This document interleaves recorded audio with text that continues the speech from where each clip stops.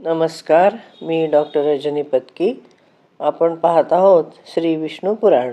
काल आपण पाहिलं की भगवान श्रीकृष्णांनी उद्धवाजवळ सगळी निर्वानिर्वेची भाषा केली.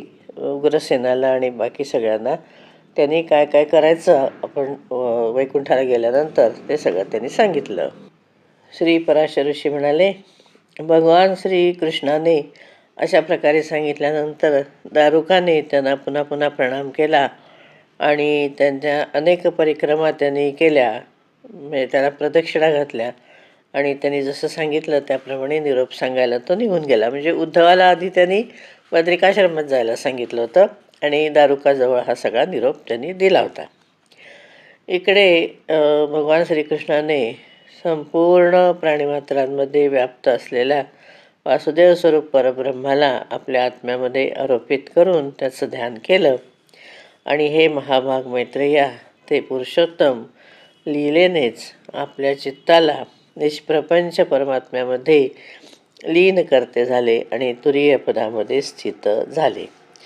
हे मुनिश्रेष्ठ, दुर्वासांनी श्रीकृष्णासाठी जसं सांगितलं होतं ते द्विजवाक्य त्यांच्या लक्षामध्ये आलं. ते वाक्य असं होतं की हा महाभारतामध्ये एक प्रसंग आहे की एकदा महर्षी दुर्वासांनी श्रीकृष्णचंद्राजवळ जेव्हा ते आले होते दर्शनाला, तेव्हा त्यांनी भगवंतांनी त्यांचा सत्कार केला होता.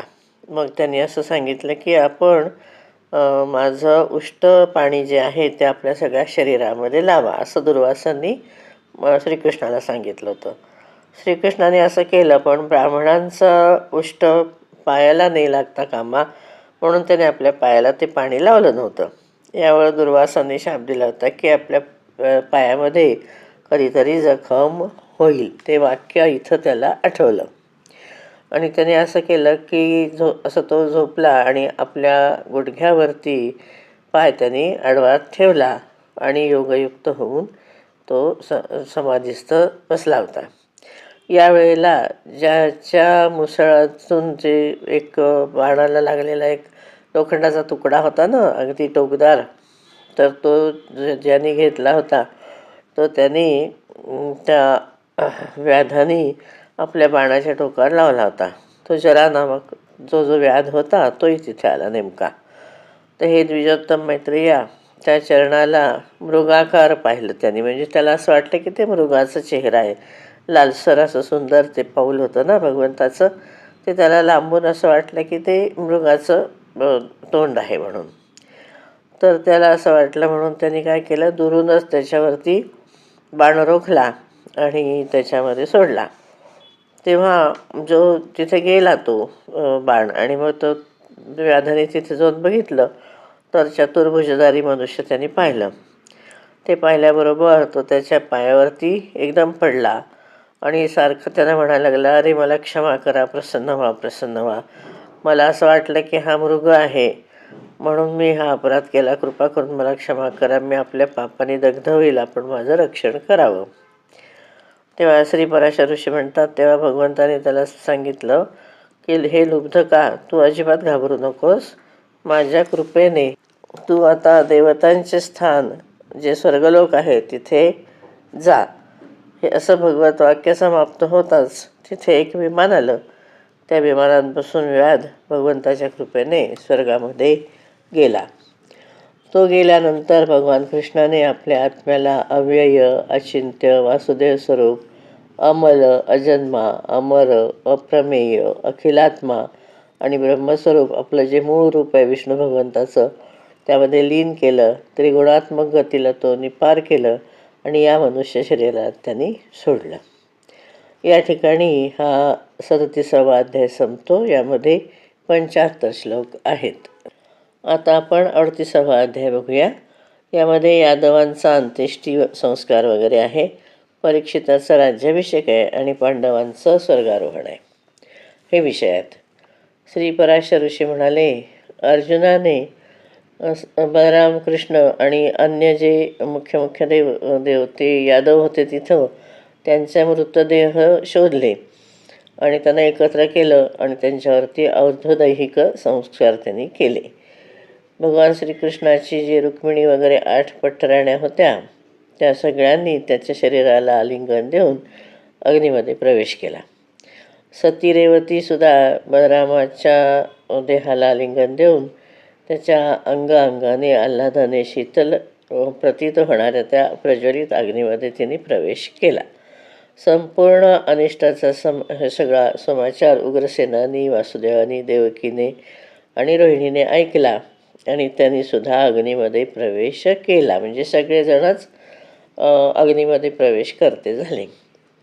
त्यानंतर अर्जुनाने त्या सगळ्यांचं विधीपूर्वक प्रेतकर्म केलं आणि वज्र आणि अन्य जे कुटुंबीय होते त्यांना बरोबर घेतलं तो आणि द्वारकेच्या बाहेर तो आला.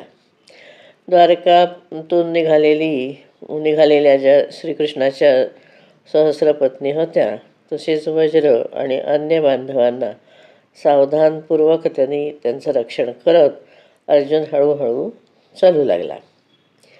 हे मैत्रेय, श्रीकृष्णाने मर्त्यलोकाचा त्याग केल्याबरोबर सुधर्मा सभा आणि पारिजात वृक्ष हे स्वर्गलोकाला परत गेले.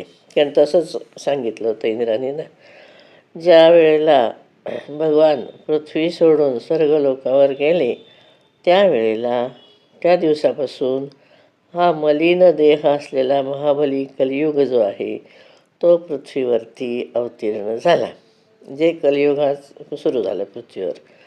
अशा प्रकारे जनशून्य द्वारकेला समुद्राने बुडवलं. फक्त भगवंताचं जे भवन आहे, राहतं घर होतं, महाल होता, तो बुडावला नाही त्यांनी. हे ब्रह्मन मैत्रेया, त्याला बुडवण्याला समुद्र आजसुद्धा समर्थ नाही, कारण त्यामध्ये भगवान कृष्ण सर्वदा निवास करत आहेत. हे भगवत ऐश्वर्य संपन्न स्थान अतिशय पवित्र आणि संपूर्ण पापांना नष्ट करणारं आहे. त्याच्या केवळ दर्शनाने मनुष्य संपूर्ण पापांपासून मुक्त होतो. हे मुनिश्रेष्ठ मैत्रेया, अर्जुनाने त्या समस्त द्वारकावासींना अतिशय धनधान्य संपन्न पंचनद म्हणजे पंजाब देशामध्ये वसवलं. त्यावेळेला अनाथ स्त्रियांना एकटा धनुर्धारी अर्जुन घेऊन जात आहे असं पाहून जे लुटारू होते त्यांच्या मनामध्ये लोभ उत्पन्न झाला.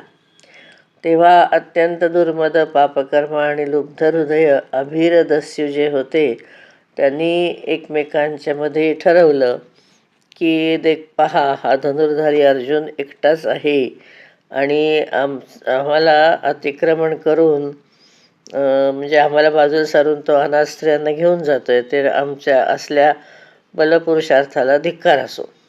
हा भीष्म, द्रोण, जयद्रथ आणि कर्ण वगैरे सगळ्यांना मारून फार अभिमानी झाला आहे. आता ग्रामीण बल जे आहे आमचं, याला तो जाणत नाही. आमच्या हातामध्ये लाठी बघून हा दुर्मती जो आहे तो धनुष्य घेऊन आमची अवज्ञा करतोय. मग आमच्या या मोठ्या मोठ्या भुजांचा, बलदंड भुजांचा काय लाभ आहे, असं त्यांनी एकमेकात विचार केला. असं विचार करून सगळ्यांच्या संमतीने ते सहस्र लुटारू होते आणि लाठी आणि ढेले वगैरे म्हणजे घेऊन, भाले बिले घेऊन त्या अनाथ द्वारकावासियांवरती हल्ला केला. तेव्हा अर्जुनाने त्या लुटारूंना झिडकारलं आणि म्हणाले, अरे पापी, जर तुम्हाला मरायची इच्छा असेल तर इथे या, नाही तर तुम्ही परत जा. परंतु हे मैत्रेय, त्या लुटारू जे होते त्यांनी अर्जुनाच्या बोलण्याकडे काही लक्षच दिलं नाही आणि भगवान कृष्णाला त्याचं संपूर्ण धन आणि स्त्रीधन सगळं त्या अर्जुनाला हरवून त्याने आपल्या अधीन केलं.